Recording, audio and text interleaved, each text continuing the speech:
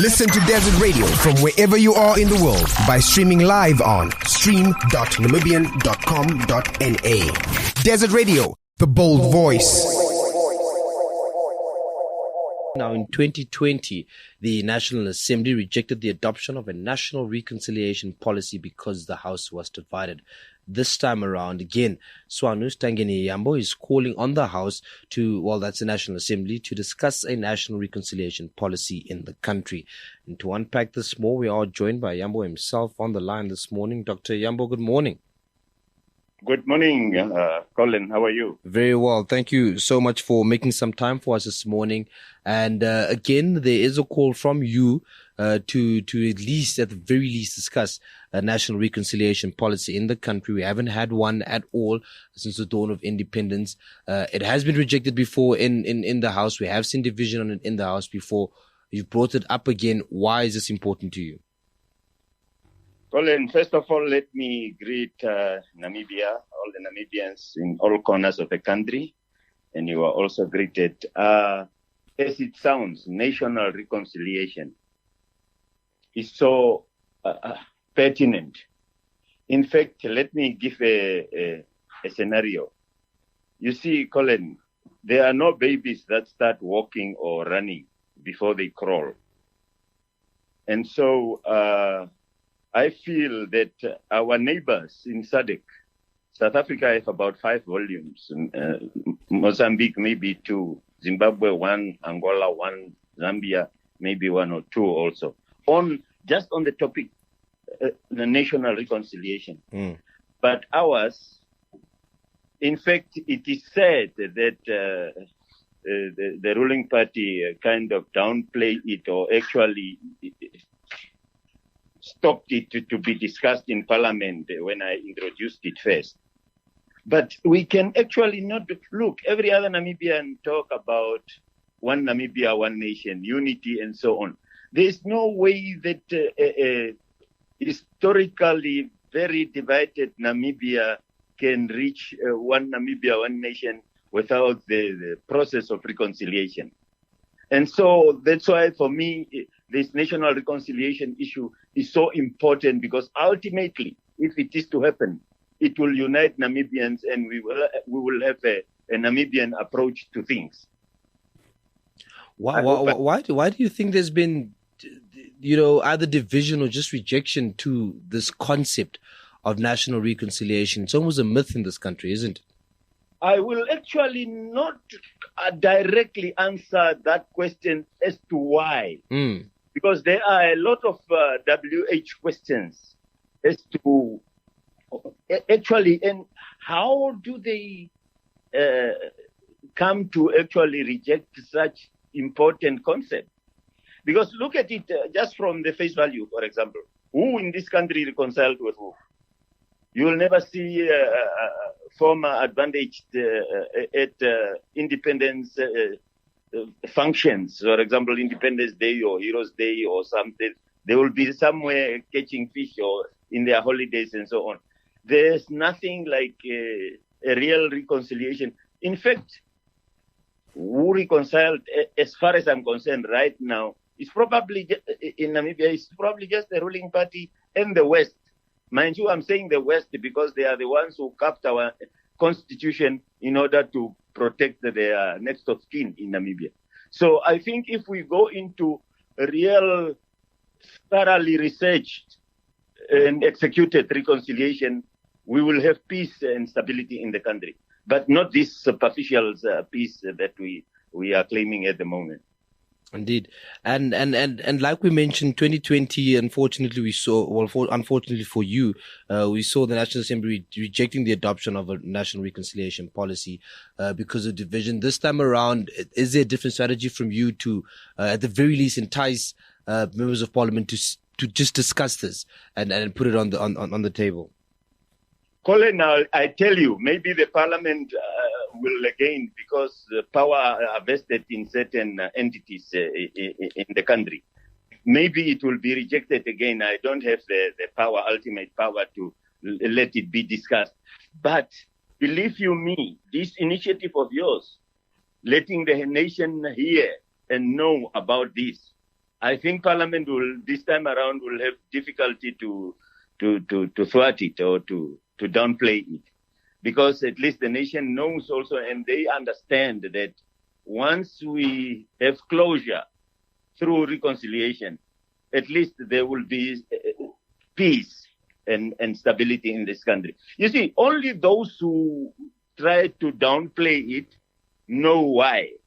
The earlier question.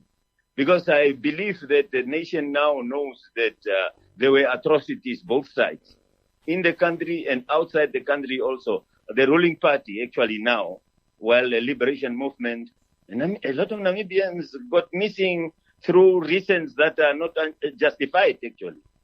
So I believe that some people are scared of what will transpire if real reconciliation is to be implemented, because a lot of names will be affected. I suspect that is the case. But I believe there are 101 reasons as to why they don't want it to be discussed. But it's so important. You have cited Mozambique, you've cited South Africa, just in terms of their position to national reconciliation. South Africa in particular is a story that the world knows about with the Truth and Reconciliation Commission. That, however, to most South Africans, to analysts across the country there, say, hasn't worked, was a mere talk show. It was just a talk shop, and nothing tangible came out of it. There's still a country that's divided racially, economically, etc.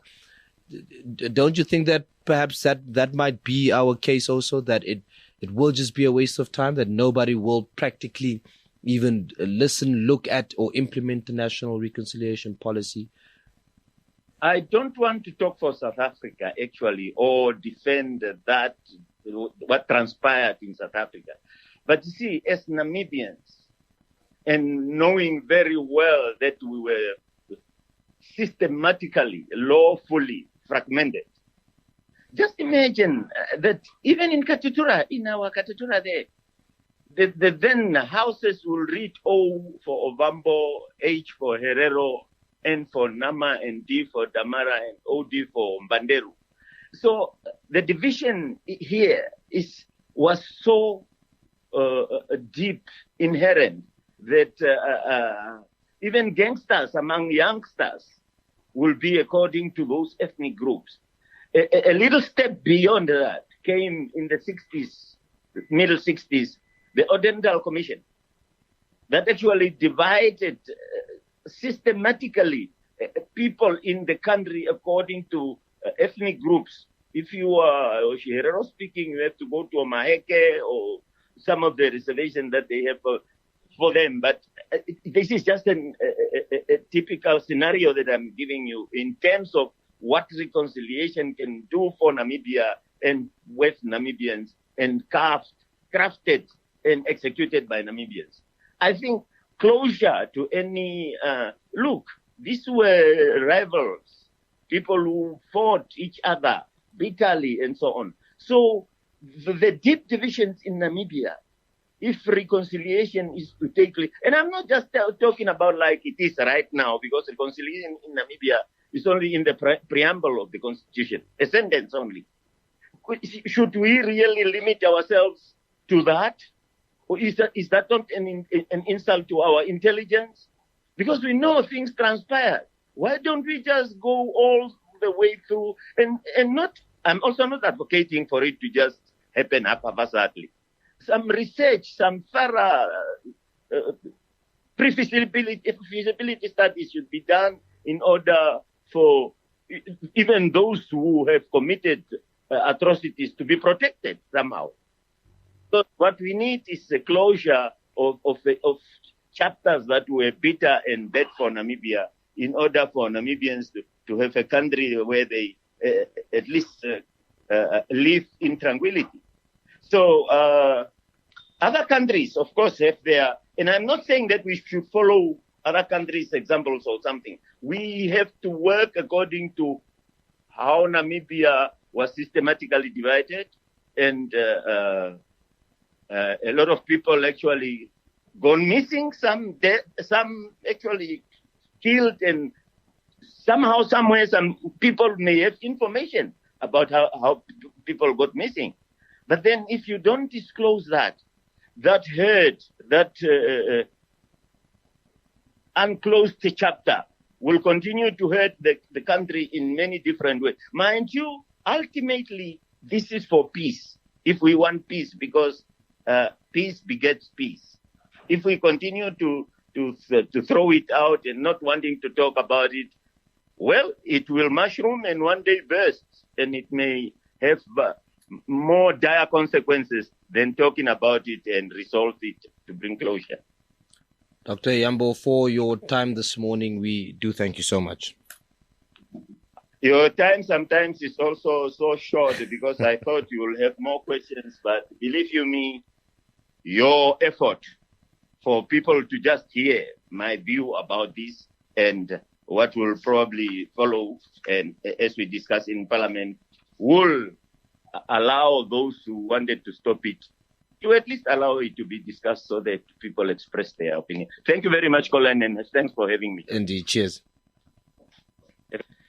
Tangeni Iyambo there speaking to us while on that mission that he has been trying to get on for the longest time. That is a national reconciliation policy which has been rejected in Parliament by the House being divided, and we will actually have that conversation in our 40-minute run a little bit later in the show this morning. 7:58 is the time of the clock. Your sports news after this.